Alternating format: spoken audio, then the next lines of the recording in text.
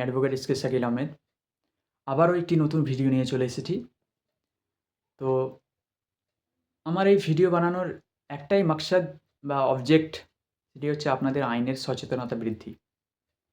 আশা করছি আপনাদের ভালো লাগবে এবং আপনারা অবশ্যই এটি পুরোটা স্কিপ না করেই দেখবেন এবং খুবই ইনফরমেটিভ ভিডিও। আর আশা করছি ভবিষ্যতে আপনাদের এই ইনফরমেশন কাজে লাগবে।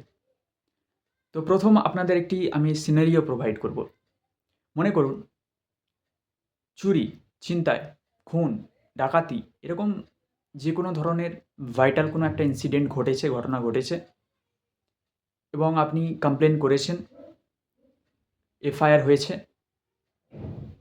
আপনি কেসের কমপ্লেনেন্ট হয়েছেন, কিন্তু চাইছেন না পুলিশ স্টেশনের ইনচার্জকে দিয়ে ইনভেস্টিগেশন করাতে বা তদন্ত করাতে। কোনো একটি কেসের তদন্ত বা ইনভেস্টিগেশন হচ্ছে খুব ভাইটাল, গুরুত্বপূর্ণ জিনিস। আপনি মনে করতেই পারেন যে এটা কি পসিবল, সম্ভব উচ্চপদস্থ কোনো অফিসারকে দিয়ে তদন্ত করানো?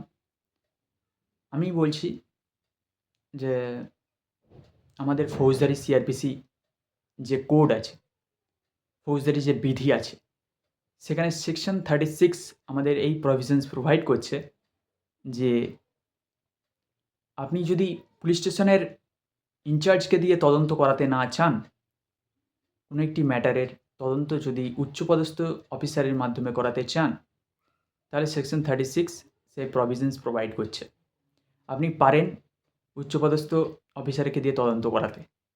সেক্ষেত্রে নির্দিষ্ট একটি অ্যাপ্লিকেশন আপনাকে কোর্টের মাধ্যমে করতে হবে এবং অবশ্যই কোর্ট যদি পারমিট করে আপনি ইনভেস্টিগেশন এবং তদন্ত উচ্চপদস্থ অফিসারকে দিয়েই করাতে পারেন।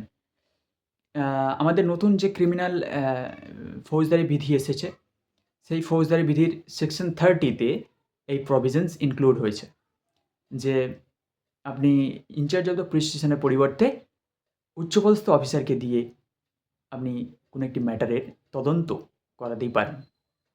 তো আশা করছি এটি খুবই ইনফরমেটিভ হয়েছে বা ইনফরমেটিভ হবে ভবিষ্যতে আপনাদের। তো কেমন লাগলো অবশ্যই কমেন্ট করে জানাবেন। আবার পরবর্তীকালে আমি কোনো একটি টপিক নিয়ে আপনাদের সামনে আসবো। টাটা।